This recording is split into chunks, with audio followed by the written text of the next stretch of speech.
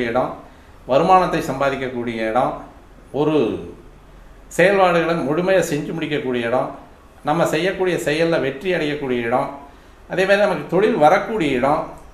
இது ருணரோக சத்ருஸ்தானம் அப்படின்னு சொல்லி பொதுவாக சொல்லிடுறோம்.